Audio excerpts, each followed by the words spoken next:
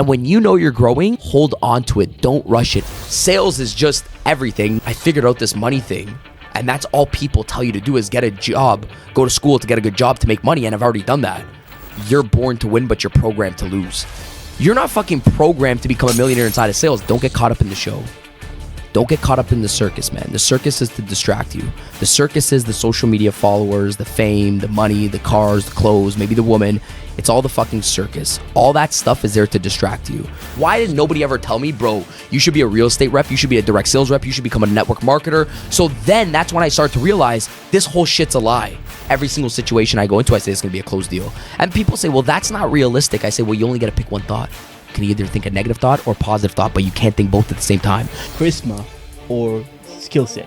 I think it's both. If you have to pick one, I would pick the skills. Skill set. I would pick the skills. I would pick the skills 100%. From why people follow you in the first place is because you gave them value.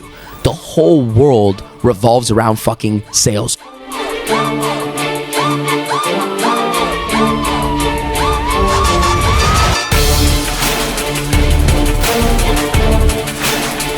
This podcast is sponsored by Jaguar Land Rover Laval. If you're looking for the nicest cars, you gotta go to Jaguar Land Rover Laval.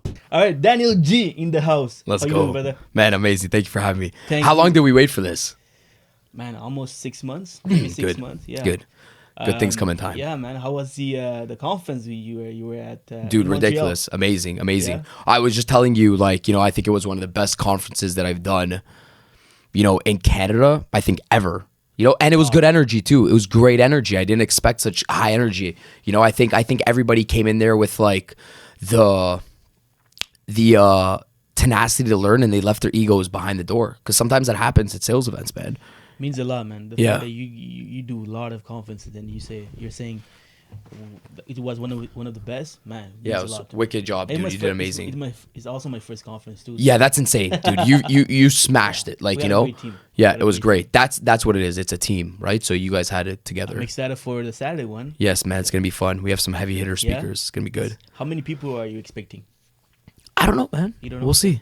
All right. We'll see. We sold a couple thousand tickets. Oh wow. So we'll see. That's crazy. The tickets are international, so like a lot of people, they have to fly out, etc. But we'll see how it turns out. I was at the airport to be in Miami, to come to Miami. So at the airport, I saw a bunch of people from Montreal. Really? Yeah. Going to the event? Yeah, they're coming to the event. To Miami? There's some Wicked. friends that are coming also. From your event, right? Yeah, from my event. Yeah, most of it was from my event. It was Cool. Very generous from you. Yeah, To to hook them up. yeah, exactly. That course. was awesome. Of course. Daniel, for those who don't know, Yep.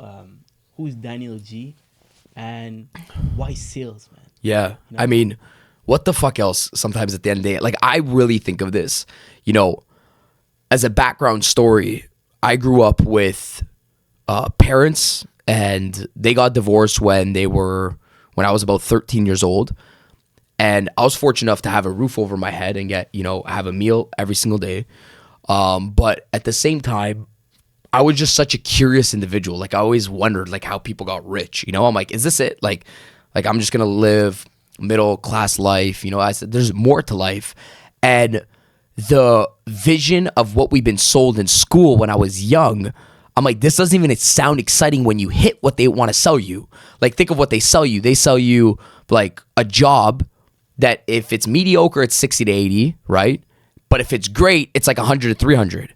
And I'm like, even this is fucking boring. 300,000? So I'm like, so at the top of when you follow the system, 100 to 300, I'm like, this sucks. And then you actually do the mathematics. You don't really start banking if you have one of those jobs 100 to 300 till you're 30, 35, 40. So I'm like, wait, because you start going in debt. You pay your OSAP loans, Ontario loans, because I was born in Toronto, Canada.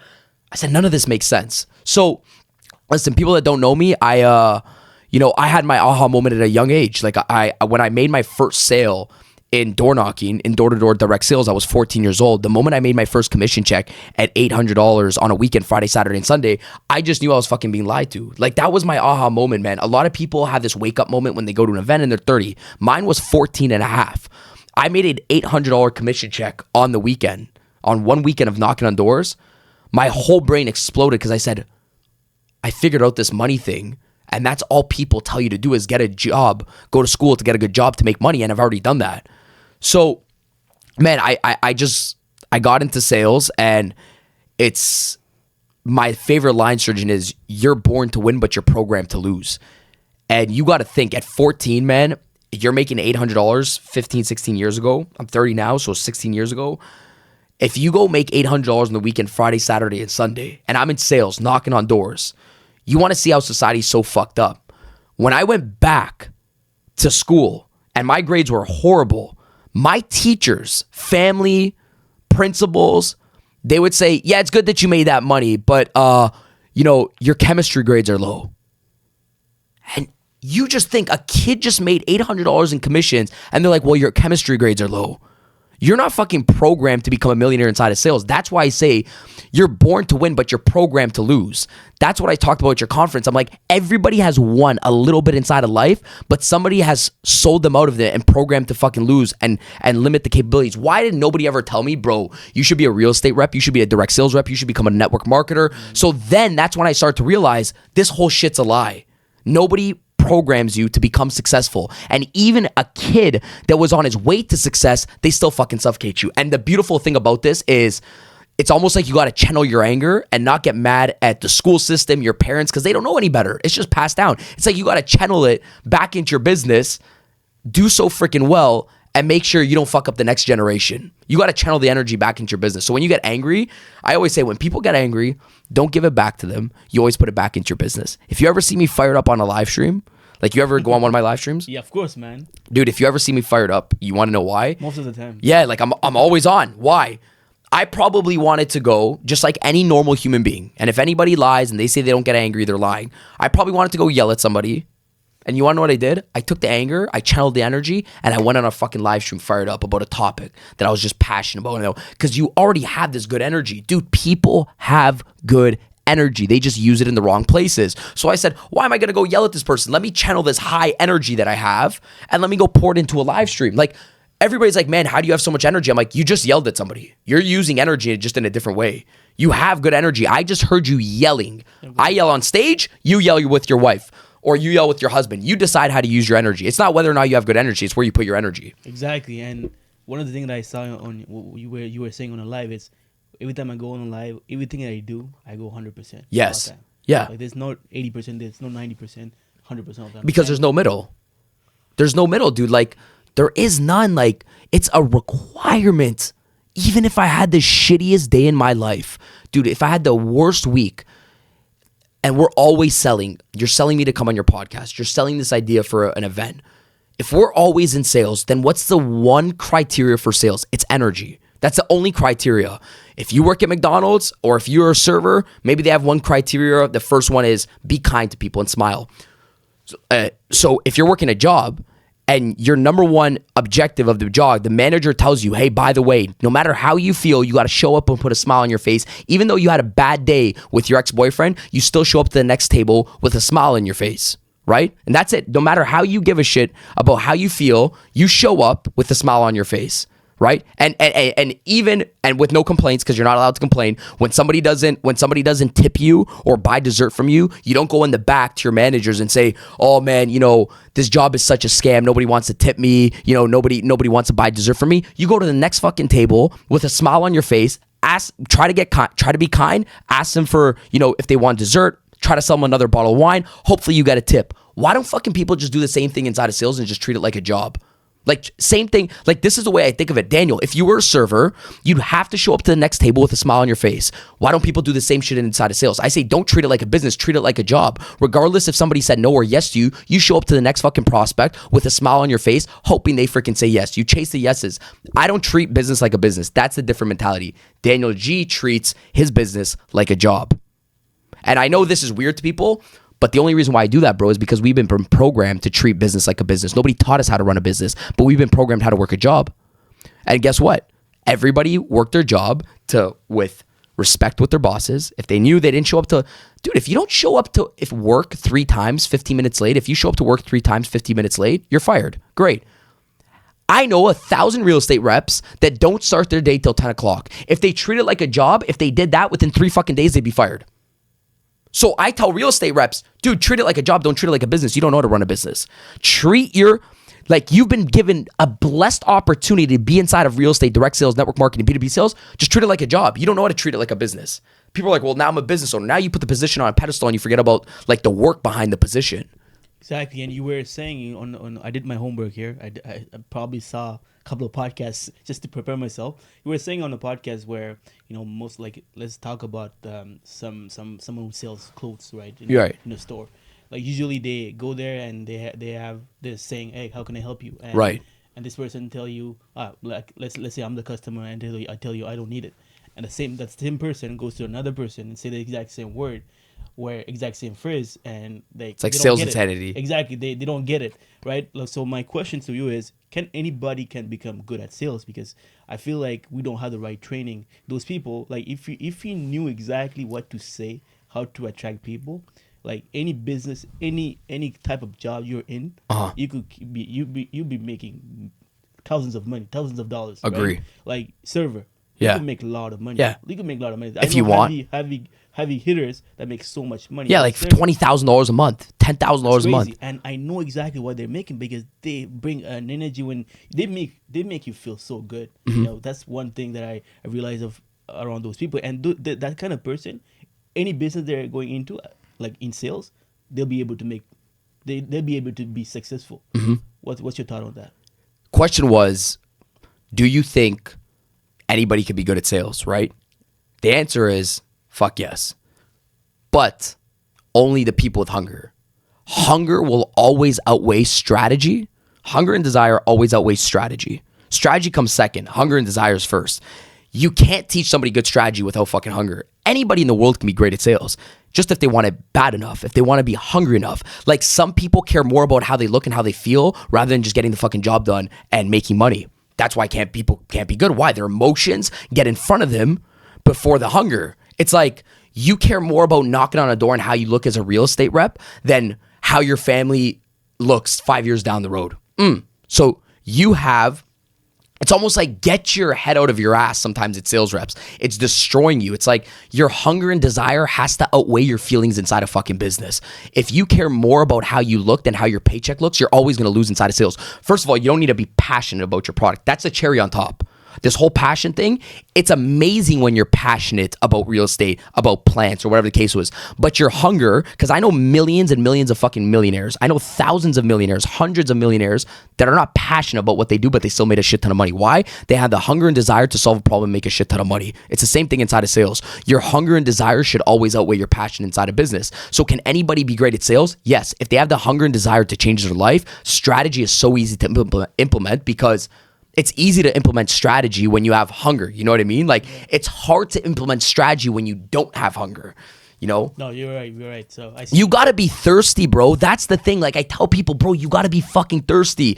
I can bring the horse to the water, but you can't make the fucking horse drink the water. Right. That's the problem. It's like, you have to be fucking on the way to the water. When I'm bringing you there, you got to be fucking pulling me and be like, dude, I'm hungry. I'm thirsty enough to drink the water. Like, let me get there. And that's the thing with leaders. You got to figure out who's thirsty enough. You work with the willing. Who's dragging you to the goal? Oh, I like this person. They're dragging me to the water. It's like the horse is dragging you. You ain't bringing the horse. The horse is dragging you. So let me ask you this. I got the hunger. But I'm you like that, bro? Thirst. You got to be thirsty. I like, okay, I'm hungry. Yes. But I'm scared of rejections. Uh-huh.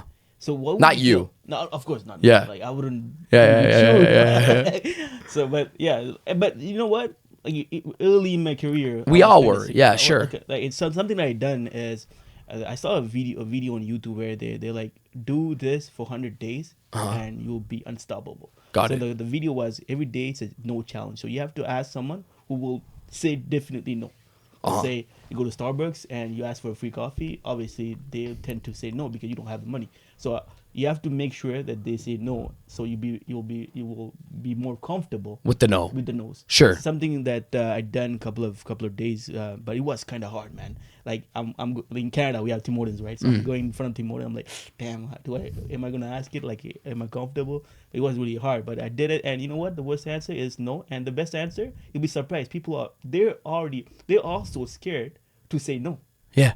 That's crazy. Yeah, How it's human beings human are. psychology. Exactly. Yeah. They don't want to feel uncomfortable, so they It's a like, "Okay, you know what? prospect. I'll give the Prospects give com-" you an objection that doesn't even say no. Half the time you get a prospect tell you, send me over some information, I need to think about it. They don't even want to tell you no.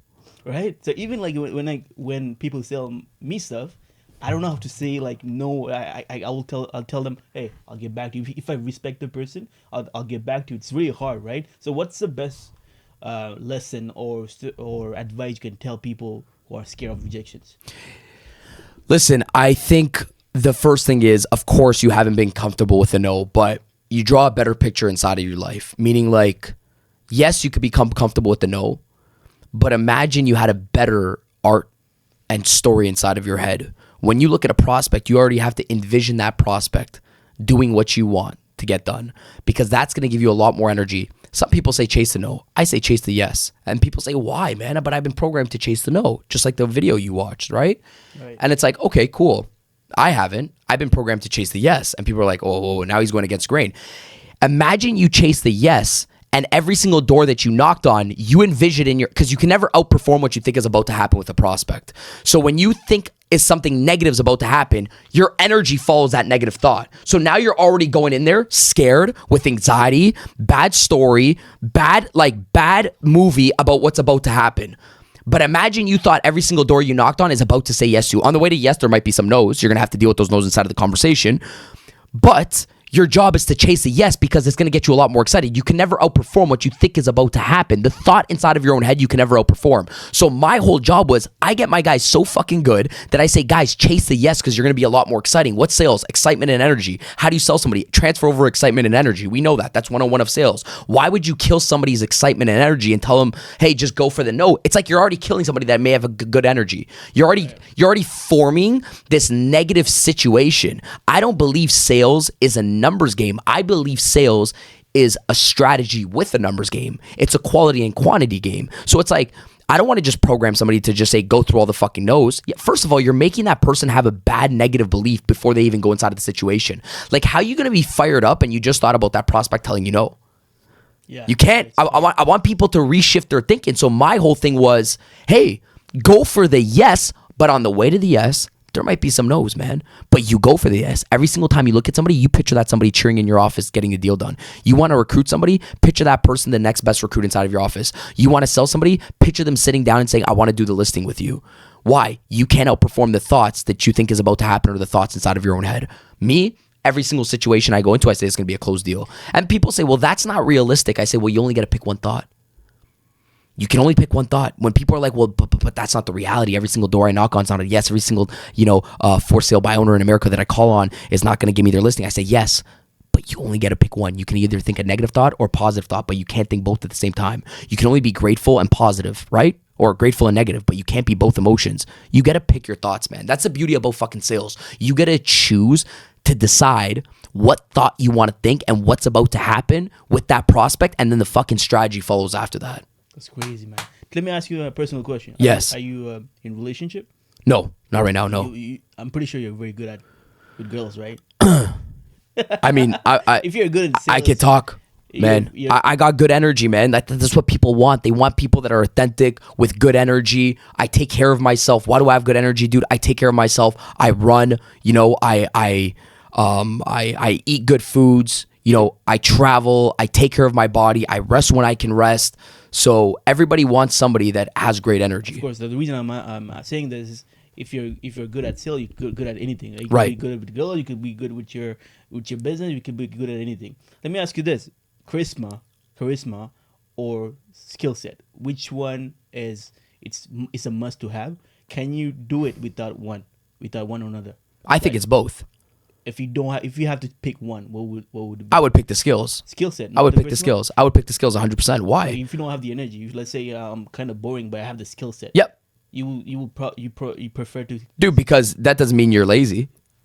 Yeah, exactly. Doesn't mean you're lazy. See what I mean? Like you can have the skill set, be great. You don't have to be outside. You don't have to be crazy like Daniel with all this charisma, but it doesn't mean that you're lazy. That's the thing, because people are like, I just have the skills, but I don't have the charisma. Are you telling me you're fucking lazy? Because charisma doesn't mean you can't pick up the phone 100 times today. There's a difference. Yeah. Like when people are like, well, I'm an introverted. I was saying this to Albert before. I said, well, listen, bro, that's not an excuse. Why? An introvert doesn't mean you're lazy. Who does better, introvert or extrovert, in your opinion? It's all about the hunger, man. At the end of the day, it's who wants it more. There can be an extrovert that doesn't fucking make fuck all, and you see it too many times. It's the crazy reality.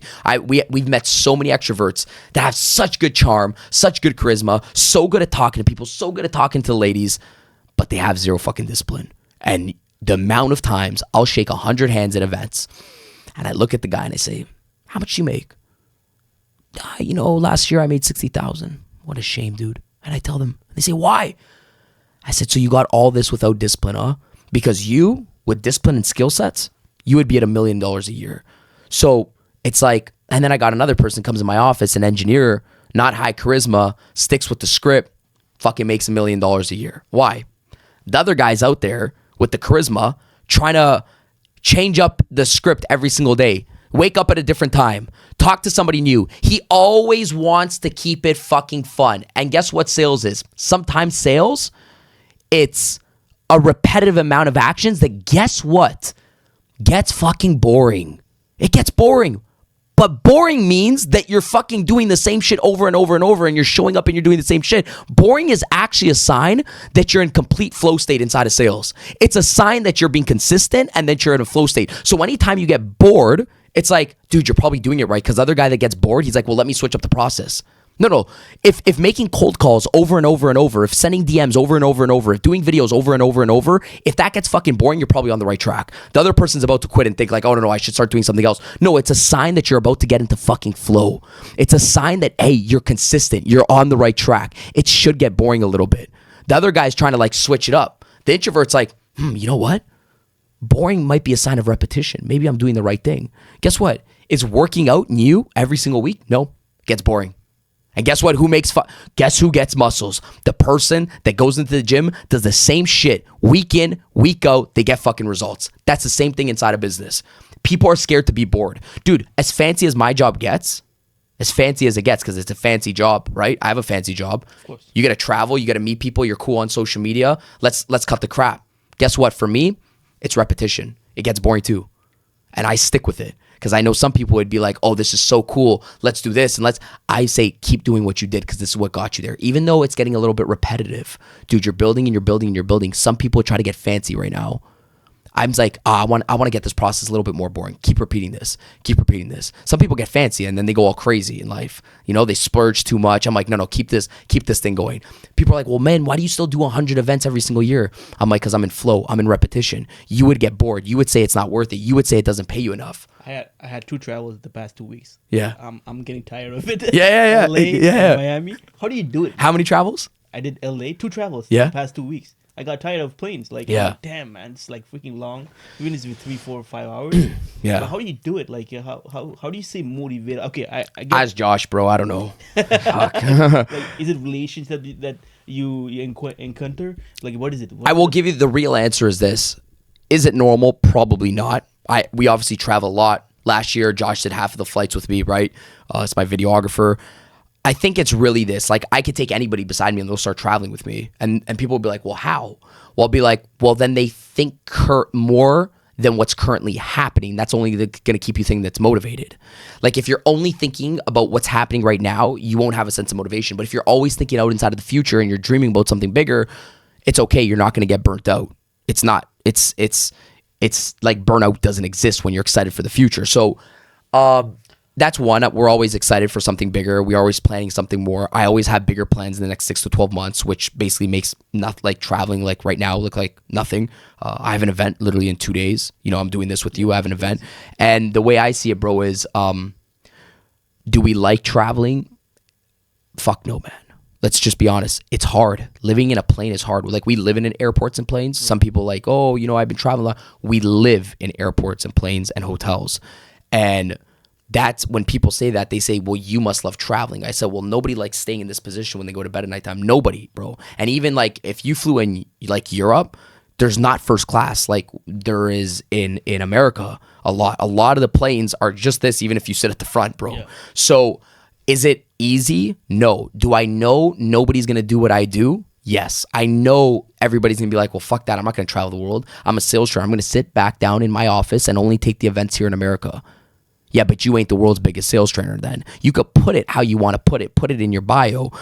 But I'm in fucking Africa. I'm in the Middle East. I'm in South America. I'm in Europe. I'm about to go to South Asia. We do South Asia. I'm in North America. I do it all. So when you want to say, I want to tackle the world, well, guess what? You got to show up in other places of the world, because that's what sales is about relationships. So I do that. I don't go run an ad in South Asia or Europe. I go to Europe. And I will win over the long run, because relationships beat everything inside of business. At the mastermind that we had in Montreal for my event, you gave me a good advice that I'm keeping it. It's a strong advice. Is sometimes you take here and there some conferences, maybe in India, maybe in South Africa, but what you said is, even if it's like 100 people, 50 people, I'll still go, because the 50 people that knew me I'm building a community. All those people are following me now. And after that, I can do the sales. I remember, like, you didn't push any sales program at my conference. Like, I don't think, not at all. No, you didn't do it. No. You didn't do it. Beside the conference. And you know how many DMs I get, bro? Can I sign up to your stuff? I know, that's crazy. So your strategy is, I understand when you say like you have a bigger picture. Is your goal is to build a community. Like you didn't do that by you didn't have $1 million followers by just not by just doing nothing, right? So that's crazy. It's nice to see, man.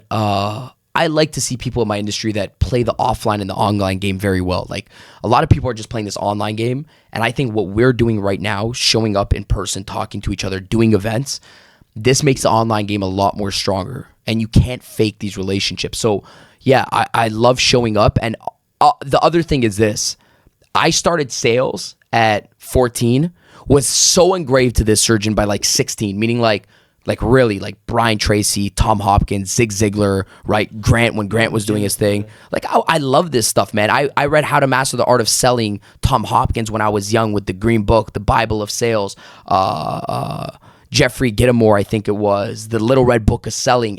I was a kid, How to Win Friends and Influence, Dale Carnegie, Think and Grow Rich.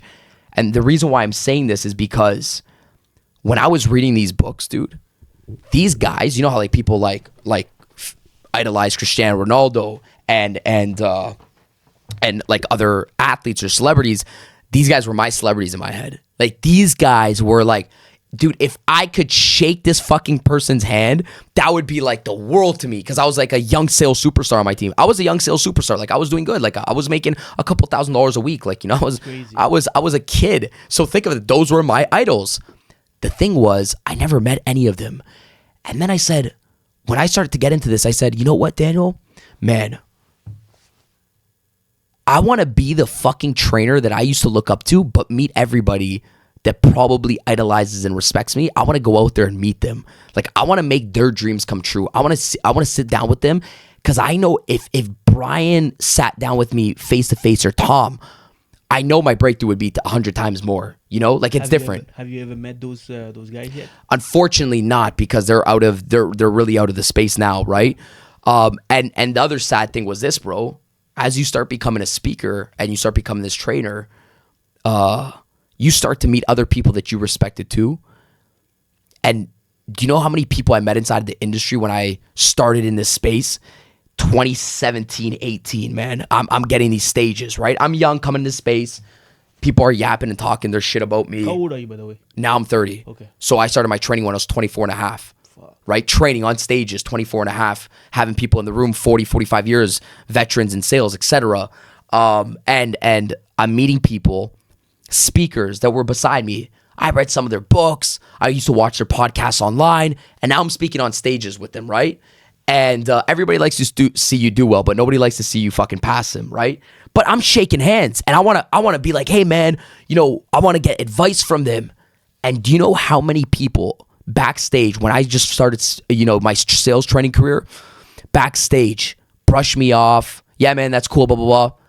I'm not surprised though. And you know what I said to myself? I said, I'm going to get so fucking great at sales training.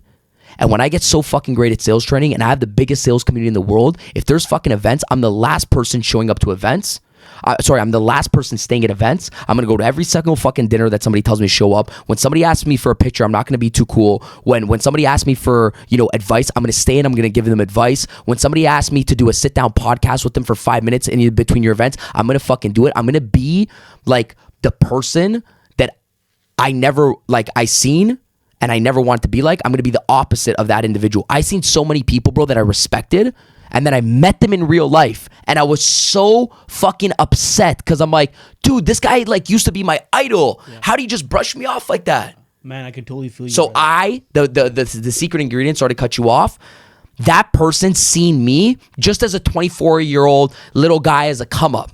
And I said the difference between fucking me and that sales trainer is when I see people, I see a millionaire inside of that individual. This guy, most people just take people where they're currently at.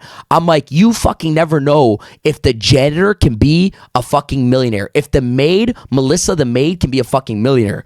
People treat people where they're at with just their current situation. I say I treat people where they could head, what their progression is. And if somebody shows up to an event, they're not perfect, but what they're showing you is progression. And I judge people based off their progression and not their perfection and their current situation. So my whole job as a leader is always to say, if they're in a state of progression, I'm going to give them attention. And that's how I built my brand. That's awesome. Never burn bridges. That's something that I learned very early in my career because I had the same experience. I have some idols that I really wanted to meet, but when I met them, I'm like, damn, it's not the way I thought it was going to be, right? Or even just people in the city too sometimes, right? Yeah, not massive people, but just sometimes I'm doing a deal with this guy. Wow, he's an asshole. Yeah, he's super cool on social media. You meet him in person, he's a totally different person. Yeah. So as well, now I'm getting those kind of people who wants to see me shake my hand, and I make sure that they feel comfortable, they feel happy that they met me and I was the same person. So I don't want to change the person I am. That's awesome, man. Good for you. So I hope that you can stick to it when you get to 10 million, 20 million followers. Yeah. Maybe. I hope I can duplicate myself. Yeah. I hope I could just if somebody asks me my superpower, I hope one day I can just clone myself and I can be everywhere, because it's to a point where it's how are you going to react though? I'm sorry to cut you off. How are you going to react when there's a clone? No. When there's gonna be 20 million followers and you're in the same space as those the big guys, Patrick. Mm-hmm. You're on the come up. I'm pretty sure in a couple of years you're there. Yeah. I'm very confident. Yeah. I've been saying in my conference, this guy is the next Grant Cardone. Yeah. I'm super happy to have him. So how are you gonna satisfy everyone at that level, because it's going to be super hard because continuously doing my job, dude, not putting the position on the pedestal. We got more than enough attention that we can ask for right now, more than enough. And I treat it like sales. You're only as good as yesterday. So I show up the next day and I do my fucking job. Man, I figure out a way. If I show up to the next stage, you're going to come to my conference, I'm just a fucking trainer, bro. That's it. I don't get caught up in the I have a joke with my friends. I said, don't get caught up in the show. Don't get caught up in the circus, man. The circus is to distract you. The circus is the social media followers, the fame, the money, the cars, the clothes, maybe the woman. It's all the fucking circus. All that stuff is there to distract you from why people follow you in the first place. It's because you gave them value. This is the core center of it. Focus on the fight. Don't get focused on all the antics around it. I'm interviewing this guy on my stage last year. His name's Andre Berto. I'm like, how was it fighting Floyd Money Mayweather at 49-0? He was Floyd Money Mayweather's last fight, Andre, right? And world champion Andre Berto, he fought Floyd Money Mayweather. I'm sure I saw the match, but I don't remember. Yes, it was an amazing match. It was probably one of his best contenders, asides with Pacquiao, etc. So I asked Andre on stage, right, at my event. I said, dude, how was it fighting Floyd? And I said, what were the thoughts leading up to it? You're going to fight Floyd Money Mayweather, the best fighter in the world. He's like, the number one thing, bro, is don't get caught up in the clown show. Or in the show, he said, don't get caught up in the circus, he said. He's like, because it's all a circus, what he has. The team, the media, all that stuff's the circus. He's like, focus. He said, I had to focus on the fight.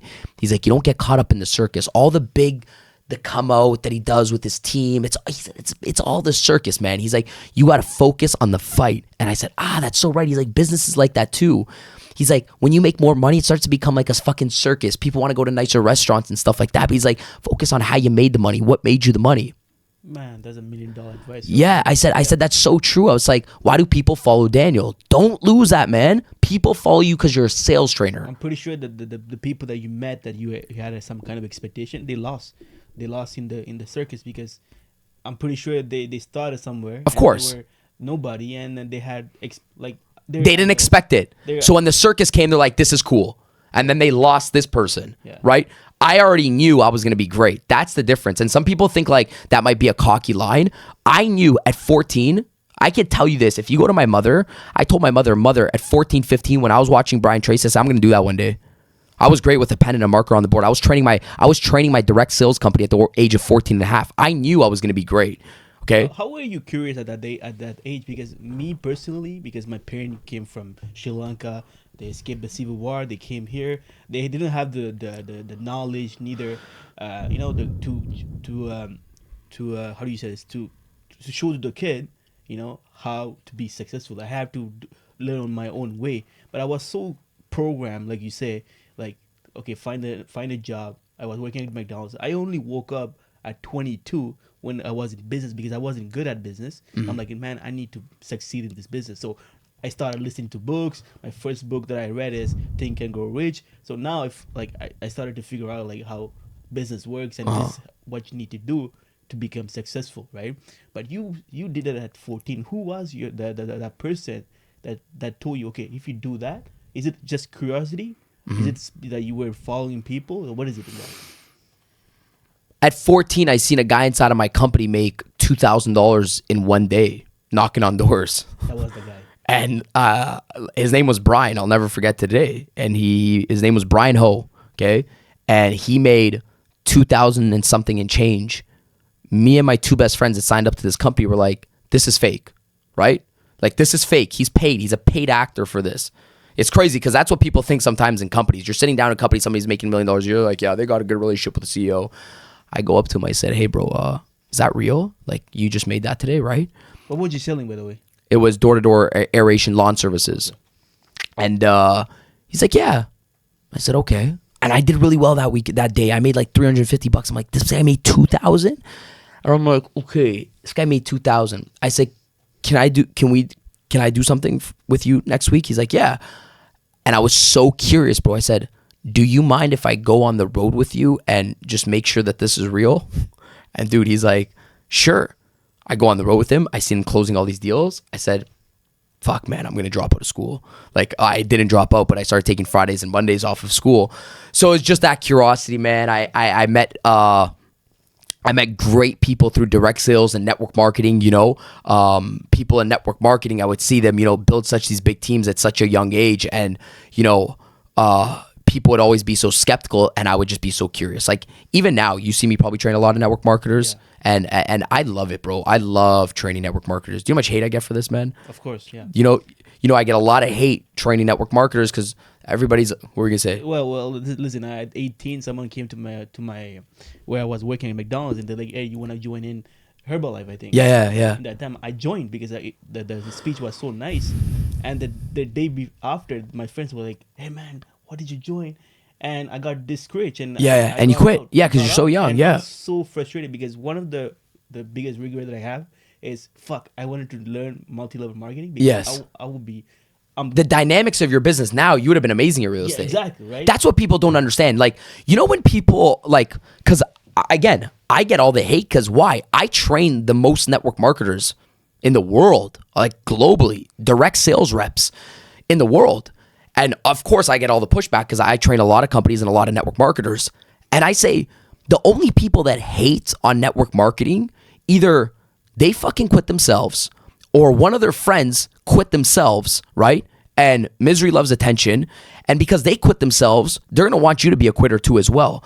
It's either people that fucking quit themselves or just people that just don't understand it. Do you know why I get more passionate about training more network marketers in direct sales? It's the stories. It's the fucking stories, bro. The stories that I see, immigrant mother comes to North America with 2 kids, single mother comes to North America with 2 kids, immigrant, doesn't speak the language, a year and a half down the road, has a team of 10,000 people and is making $1 million a year. Oh, come on. Like how? Well, because It's sales, man, and network marketing. It pays you based off your hunger. People have this perception where only like, well, if you're at the top, you're only making money when you're at the top. Okay, go join a brokerage. Who makes the most money inside of a real estate brokerage? The person at the top. Who makes the most money at the CEO inside of a bank? The person at the top. Why? They've built enough success, respect, and a team that the person at the top should get paid the most fucking money. And guess what? Nobody's saying, hey, by the way, like, why doesn't ever, because of course the person at the top gets paid the most. This is life. If you're at the top, you get paid the most, of course. That means you made the most sales and you built the biggest fucking team. So yes, the person at the top does get paid the most. Why is nobody ever saying, yes, but that person at the top once started at the bottom? Like, who's saying this? The person at the top fucking started at the bottom. And guess what they had to do? They had to sell more, build more, have more discipline than everybody around them. And even the person that brought them in, the beautiful thing about network marketing is even the person that brought you in, if they start being a lazy ass, you can outproduce them based on the compensation plans and start eventually making more than Sally that brought you inside of the fucking company. It's a garbage in, garbage out play. And the only reason why it pays a lot, when people don't understand this too as well, I say, dude, they use the money that they can spend on traditional advertising back into a compensation plan. So the sales reps are also the promoters of the product. It's crazy. Some people pay $1 billion to go market a regular brokerage, but maybe network marketing brokerages or network marketing companies that you know of, instead of paying those big ass fees to promote, they just take the marketing budget that they made from the profits and they pay them back in fucking bonus plan. And the people that work the most get paid the most inside of network marketing. And boom, that's how you make a fucking $1 billion on network marketing. It's crazy, Daniel, that most people, like, they hate on someone who can go into those companies and already have these opportunities just from the start. Like, when you're an employee, like, there's a cap, right? I mean, let's say $100,000, that's a cap. But in a multi-level marketing company, or any sales company, even real estate, mortgages, right? So you already know that you could make millions of dollars. So they're hating on the opportunities that you will have from the start. Yeah. Yeah, it doesn't make any sense because they know they're saying like, dude, if this guy blooms, he's gonna become a millionaire. And everybody, this is life, dude. I love that you brought this up because they know inside of sales, they know, just like you said. If I'm sitting beside Bob and I grew up with Bob, and Bob knows now I'm in sales, and Bob knows Daniel G's fucking hungry, and if Daniel G has the same energy that he had when he was young and he's in sales, and sales is untapped commissions, right? And there's no limit, Daniel G is gonna go on to make $1 million+ a year. And guess what? People around you when you're young, they don't like to see what they could have fucking been. They don't like to see their unused potential. And when you start making a lot of money, the gap starts widening, and the person that grew up with you is like, oh fuck, I could have been like Daniel G. And now Daniel G is exposing my unused potential. I don't like to see what I could have been. That unused potential, that gap creates hate, and that's when they start shitting on you. Nobody likes to see what they could have been inside of life. You're a scammer, or your sales are not good. Blah, blah, blah. What about like someone who doesn't like sales? Like, what do you have to tell? Like, I know close people around me, day ones, like, I don't like sales because you're always selling. You know, like what's your thought on that? You know, like, you're not genuine when you're selling. Good. That's their thought process. Great. You don't like sales, then sleep tonight on the street. And you're going to say, well, what do you mean? Who fucking sold you your home? Okay? You don't like it? Good. Sleep on the street tonight. Sleep on it. Like when somebody's, oh, I don't like sales. Good. Did you sell, buy, and do all the contracts for the home yourself? No, a real estate agent sold you that home, right? Okay, great. Even the products that you have on a shelf in a grocery store, guess what? There's a sales rep and an account manager putting those products to feed your family in the grocery store, putting better products than worse products, people fighting for better products on grocery shelves and grocery stores. You don't like sales? Don't drive your car. You don't like sales? Don't have the bathtub that you want installed that's beautiful, that you can take a beautiful bath with your spouse. The whole world revolves around fucking sales. You don't like sales? Good. Don't fucking use your iPhone today from a guy that sold the vision of Apple to millions and millions of people. So now it's in the fucking palm of your hand and you can be on TikTok all day. They just don't know that they're all selling. Sales is just everything. Now, the thing is, hey, if you don't like it, it's just another profession. The problem is that because salespeople are verbal, it gets more hate than somebody that doesn't have to be verbal and sits down behind a computer and does a job. Equal people are, and by the way, dude, I don't hate on other professions either, because I'm not one of those guys like, don't go get a 9 to 5. That's stupid. That's stupid. I think the world doesn't need all salespeople, or dude, me and you can't eat. But you know what? Totally believe. I totally preach that anyone who are good at sales, they can lift out of poverty. Like, they could be anywhere in the world. Like if you're poor and you wanna lift up, sales, man. Of course. Do you agree? Yeah, of course. It goes back to the hunger and desire. Sales is going to take you there. Remember, sales is the vehicle. Yeah. Sales is just it's the complete vehicle. It's the bus, it's the car, it's the plane. Somebody has to steer that car, right? So yes, you're in the right vehicle. It's like if you want to drive the vehicle. Let me ask you a question about social media. Like Cool. You're getting there. Yeah. Media followers, Yeah. you're getting there. So my question to you is, first one is, Hey, bro, I got 2 million, huh? 2 million. Oh, 2 million. Come on, man. $1 million was the last year thing. See, okay, Yeah, I'm sorry. yeah. I'm sorry about that. 2 million is a lot, all right? For those people they're saying, oh, social media is it's not my thing. Right? Sure. You probably got these kind of question before. Like, what would you say to them? Like, why aren't you not on social media? Like, Listen, I mean, it all depends what you want to do. Social media, it could change your life and it can change your business just because of the mere fact that it builds a brand and your brand enters a room before you walk in the room. And if you ever want to be great at sales, let's take the people watching your podcast, for example. We got sales reps watching the podcast. We got people in insurance, mortgages, real estate. Those people that are watching it right now may not think social media is important. But then I say, okay, well, you got to spend your whole life selling harder. And they say, well, what do you mean? I said, when your brand is strong, you don't have to push so hard in sales. When your brand is weak, you have to tell people about yourself. But imagine your brand was so fucking good that your brand walked in the room before you entered the room. Like, imagine your brand was so, because that happens to me 24/7. I build a brand. People know me before I enter the room. yeah. So it makes my job a lot easier to sell because my brand enters the room. And now I defend my brand. Instead of trying to build my brand in front of you, I'm defending it. Right now we're on this podcast. You allowed me to step into your community because of my brand. And now I'm defending my brand on this podcast. Now it's like, is he the real deal?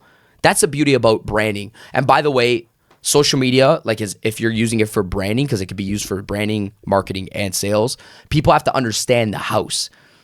Branding is the foundation. It's different than marketing. Branding means you're building trust with an audience. It means you're doing a podcast with no links and you're building, you're putting out short form contact. That's trust, but it doesn't get you sales. Marketing is different than branding. Marketing is, hey, look at this open house. That's marketing. So social media can be used for marketing, but that's the structure of the house. Branding's the concrete of the house. It's the foundation. Sales is the roof. So you start off with building trust, which is your branding, long-term play, which is what we're doing right now.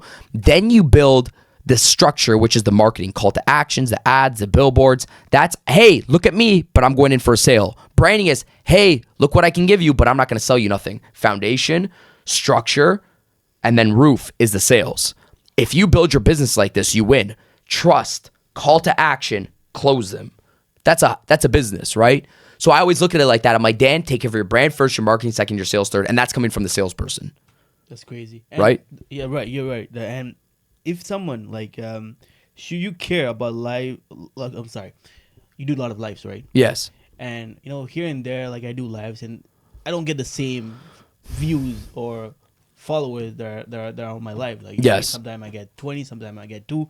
Like, you're having 300, 400 people at the same time. And like, it could be discouraging. Yeah, but Ryan got 5,000, bro. Oh, really? Ryan, he's a boxer. This morning I was on his live stream. He had 8,000 viewers. So I'm saying the same shit you're saying. Right? But like, how do you react to that? Like, is it me personally, when I see 3-4 people, for me it's 3-4 people that are watching my stuff. Yes, so you're grateful. Yeah, like I'm great. I'm grateful, and every day if I can do that, 3-4 people. But some people get discouraged because I seen this quote by J. Cole, and he was performing for a crowd of 40 people. Okay, this was early on in the day, and the quote said, because it was a Twitter post that he posted like years after when he became J. Cole. It was a picture of him performing, I think it was in Toronto, for 40 people, right? And it said, I sang to 40 people as if it was 4,000 people, because that was the only way I was ever going to get to 4,000 people. Oof. And I said, fuck, man, if people just had that mentality inside of business, like I show up to my events, people will see my convention this year.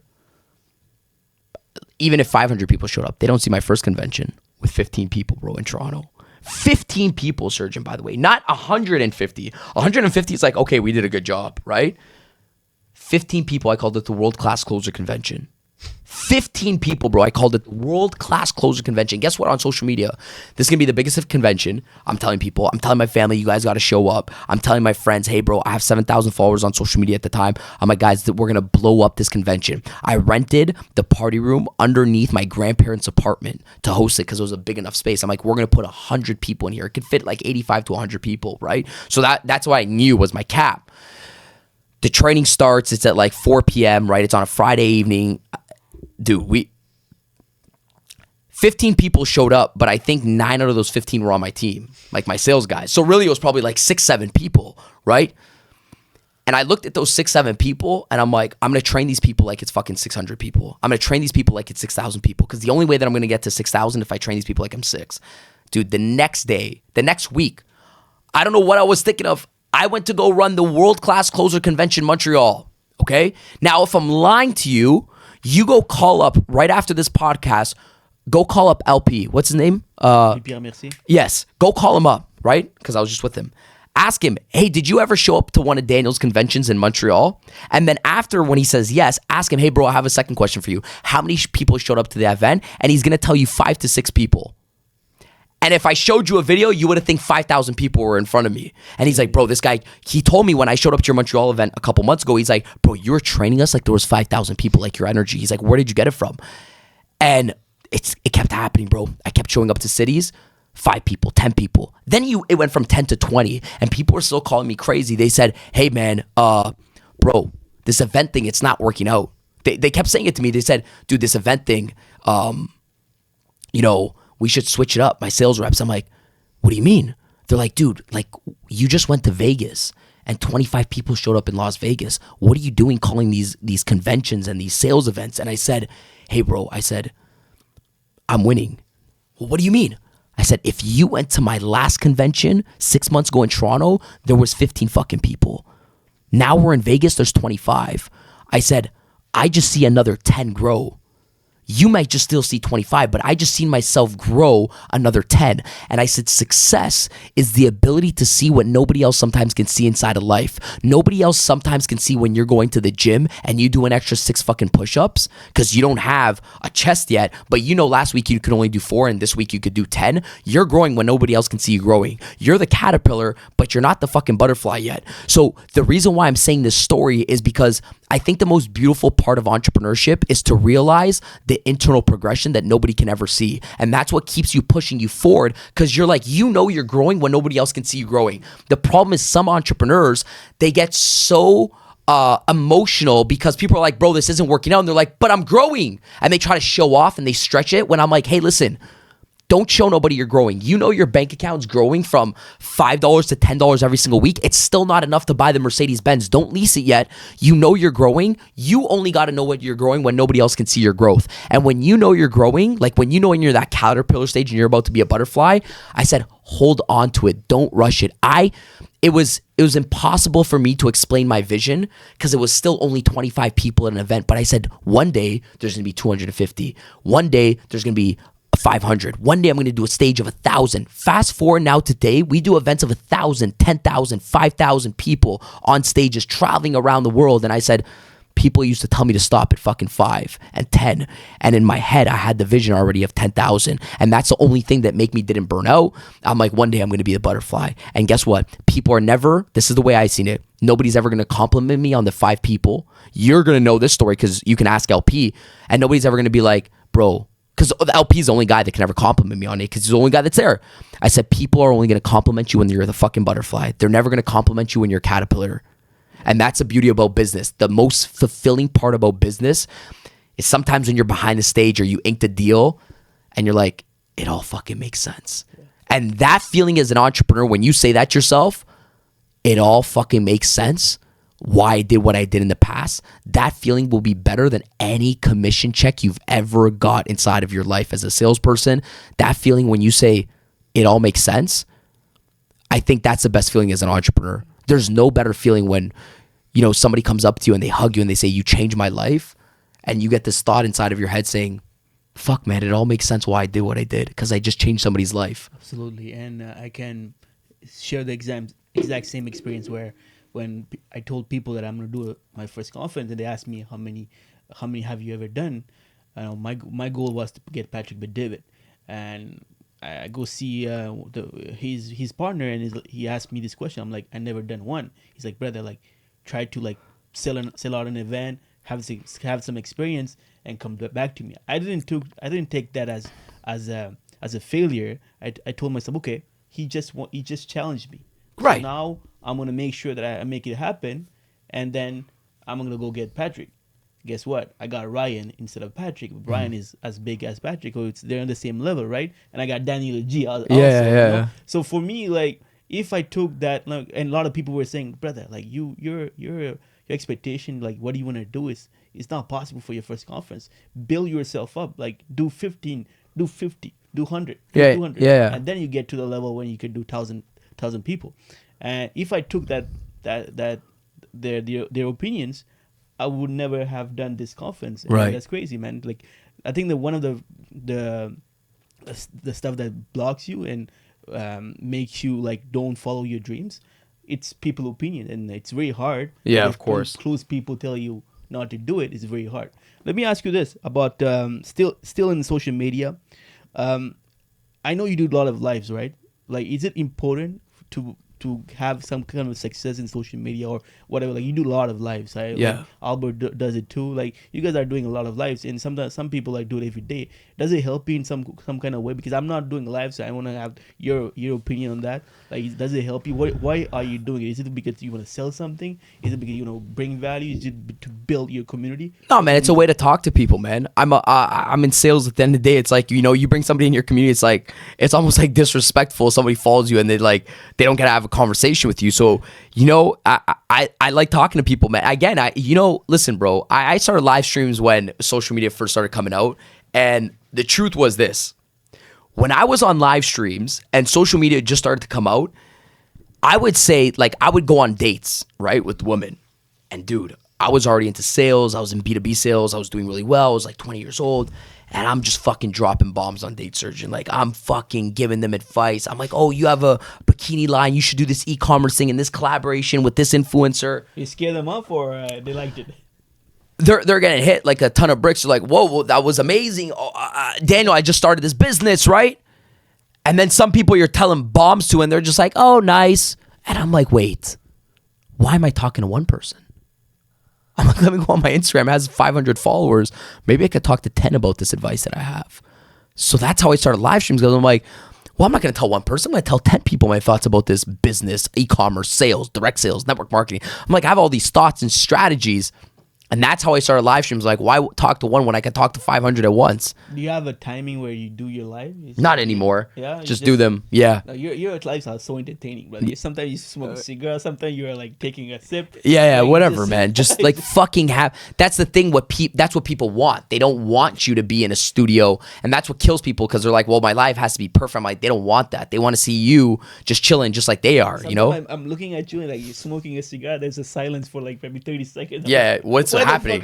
Yeah, what's happening? Yeah, but I'm but it's engaging. You know why? Because it's almost like you're waiting for what's next, and you're like, dude, this is just like a FaceTime with somebody or something, but it's like on a live. He's doing this in front of people.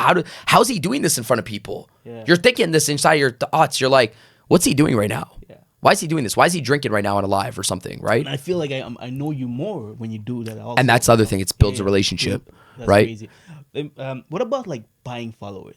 Some people I see like they're going from like $10,000 to $300,000 if like one day after another, and I feel like, me personally, it kills the algorithm. Yeah, for sure. Community.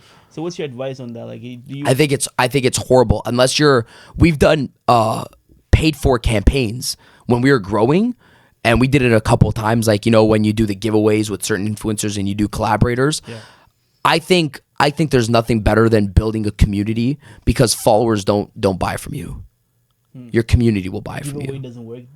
I mean, listen, the followers that followed you because they like you will buy from you. And you know what's funny? I mean, I don't have a lot. It's a couple million, but I sell out shows. When Daniel G goes to Chile, we got a sold out event. When I go to Italy, I got a sold out event. When I go to here, I got a sold out event. Anybody can have followers, but do they have a community? But social media is like having a business in a city, right? So when you're known in that city, you have a lot of followers in that city. Yeah. You have followers in Italy. You have Everywhere in the How do world. you do that? I just connect with people, man. Okay. I don't know. I just connect. I do connections, man. I connect with people. I do a call for them. I do an event for them. They show their community. My video gets shared. Man, it's all work, right? Like it's all work. And that was my whole thing. I say, man, how do I build a global business? And I think I just think social media is great. You want to build you don't want to build a following. You want to build a community, right? Because that community, we know people that have 12 million followers. Half of them are fake and nobody would show up to an event. Yeah. Right? Like you see this, right? So it's like, it's not really that. It's how strong somebody's following is. Exactly. Like look at you, man. How many followers do you have? 10, 20, 30, 40? No, not even. I have how many? 9,000. 9,000 followers. You got 800 people in your room. Yeah. And I had, I have 20,000 on TikTok, but TikTok doesn't count. I didn't even promote it on TikTok. Right. Because your brand is Instagram. Yeah. TikTok's a virality platform. Sure. What about, let's talk about event, because I'm in that space now. Yes. And I want your advice. So, that's one of the reasons why people like my podcast, because I'm asking questions that I want to personally know. Like, I want to learn from it. So, how did you manage to fill, like, you're doing a conference in 2 days, and I told you, like, before the podcast, I'm like, you're crazy. Yeah. Like, me, like, for the past 2 weeks before my event, I blocked everything. Yeah. Like I wanted to be focused. All I did is sales. Yeah. This podcast will not come not in 2 days. Yeah. Like, that's not promotion for sure. I felt like you're crazy. To be honest, thank you for doing it, but like that's today's Thursday. My event's Saturday. That's crazy, man. And there's like 150 things on the to-do list. Oh my god. Well, I'll tell you what, dude. For me, I just have I'm in a season of my life where, I'm in that season where it's like, bring it to me. Let's play more. Put more on my plate. I'm going to eat fucking more. It's like food. I'm treating everything like food right now. This is my season. I just call it eating. Like, I'm like, put it on my plate. Let me just eat it up. I wish I could think like you, because I'll be less fatter. Yeah, dude, I gotta watch out because I love food too. I say, man, just put it on my plate. I'm gonna figure out how to eat it up. I ain't gonna get intimidated by it. I'm about to do Surgeon's podcast. After this, 5 minutes, I'm gonna do another meeting for somebody else. I just told you about another big company right now that I just told you about. Yeah. I'll be doing my event tonight till about 4 or 5 a.m. doing the logistics again from 1 to 5 a.m. And having people align with you on the team that are going to be with you up until 5 a.m. I have a great team. Like Josh is here. He works with me 24/7, right? They'll come with me. They got the vision locked in. They know the wider picture. Like, to me, it's, listen, I think that this whole thing that we're doing right now, this is it. And people sometimes want more, but like, if you're really in business, this is what you fucking love. The thrill, the hunt, the push. Some people are like, oh, I'm going to get happier when I hit the end goal. And I'm like, dude, it's the hunt that keeps you in the game. And I think this is part of my hunt, to be honest, like when I did the conference, I'm like, what's next? Yeah. When is the next one? Neil Dingra? Yeah. I do his event. Oh, really? I do Neil's event. When his event, when it happens. Yeah, I do Neil's event. Did it? No, I do it, his upcoming event. Oh, crazy. Yes. I'm probably going to be there. So Yeah. Neil. So I texted him after. I'm like, shout out to Neil. Love Neil. Yeah, I love Neil. So I texted him and told him, hey, brother, like, I'm doing my next event next year. So we were discussing about like some logistic, and he's like, what? Are you crazy? You just done your event, bro. Yeah, Take some, relax a little bit, right? But I'm like, what's next? So it's not like, I think... Dude, I'll tell you what it is, Surgeon. It's potential, bro. Listen, when you do an event, I'm going to tell you what happened inside of your mind. Yeah. Okay, I'm going to tell you exactly what happened, and you're probably like, oh shit, that's right. You didn't know how much you could do prior to this event, right? So watch this. You're playing, you're doing your thing, you're selling your mortgages, you're making money, right? You hit your 6 figures and you're like, fuck, man, this is good. And then you're like, I'm going to do this event, right? And then you start to realize how hard it is, right? So then you start doing all these tasks before the event, right? And your task list is like 100 before an event, right? So it's like stacking up, and then you got things coming out of the ref line and center, and you're dealing with it. And then you blink, and then there's like 800 people at the event. And then what your brain just went through is like, holy shit, I can do so much more than what I thought I could do a month ago because I just accomplished this. And now you're starting to see as an entrepreneur, you're like, bro, I want to see my potential. And that's why entrepreneurs, for me, I go because of my potential. I'm like, when people ask me, bro, what keeps you going? I'm like, it's just the potential. I want to see what I have left in the fucking tank. I got a handshake on this because I have the same.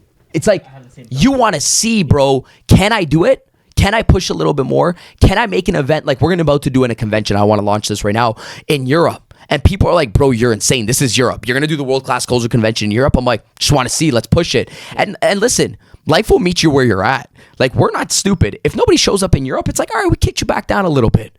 Like, you try to push the fucking lid. You're trying to push the potential. That's the beauty of all business. I say push until it's like, you're not here yet. You will know. The audience will say, you're not here yet.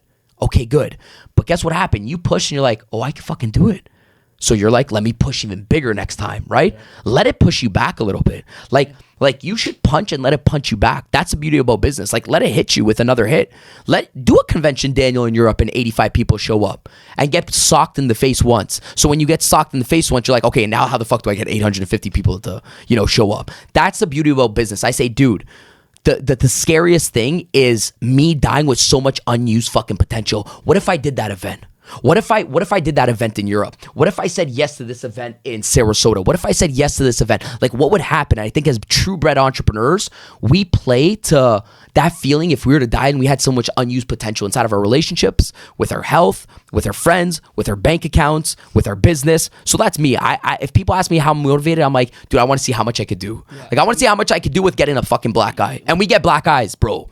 I get fucking black eyes, meaning like life will punch you with a fucking punch and be like, you did too much. Okay, I got your message. Now I'm just going to do a little bit smarter. I'm going to move it around a little bit. You want to see what's the future, yeah, right? In 5 years, in 10 years, if you don't take action, if you don't move some stuff, some big walls, like you never know what's gonna be, who's gonna be in 5-10 years, and you're not gonna be someone different. And bro, sorry to cut you off. Yeah, you're gonna cut this on the podcast right now, right? You have an editor? I do. The podcast? Yeah. I got a meeting, dude. Like, I have to be there at 7:30. 7:30. Okay. Yeah. We'll wrap it up. Just so you know. Yeah, just so you know, bro. I want to be So respectful of it. I wanna say you're the one who has to be shorter with the answers. Yeah. Because I can Yeah. I know. You had a bunch, and I'm just elongating them. Okay, so I'm making the podcast fun, dude. I love it though. I love it. So what I was gonna say is, like me coming from Civil War, I was born in Sri Lanka, came here to Canada at 8. Like I see my cousin, like they've finished university there, they finished everything, and they're working for $500 a month. I'm like, I'm so lucky to be here. I don't want to waste this potential, like, right? So that's why I said, but that's why I shook your hand. I'm like, man, I want to see where I can go. I was studying when I was a children, and still studying here and there now. So many obstacles that I beat to be here. I'm like, okay, man, where can I go next, right? That's my mentality. So rapid fire questions before we end the podcast. Daniel, thank you so much. The first question is, what books will you recommend for someone who wants to learn about sales? My book coming out in the next couple months called The World Class Closer. Amazing. So by the time your podcast come out, it'll probably be another couple months out. Perfect. Yeah. Beside your book, what else? Like, what was the one Bible that you loved it changed? How to Master the Art of Selling by Tom Hopkins. Perfect. Thank you. If you could offer an advice to a younger version of yourself, you have to go back, time machine, and you can give 1 or 2 advice to the younger Daniel. Okay, with all the experience you have, what would that be? You'll never lose. I'll never lose. I love it. I wish somebody told me that. Like, I'll just never lose. I came into this world with nothing. I'll never lose a customer that I didn't have. I'll never lose money that I didn't have. If you don't stop, you will never lose. Correct. Right? Correct. No, I can never go negative. Like, if I post on social media, there's no negative followers. Right. If I prospect somebody, I can't go negative prospects. I never had a prospect.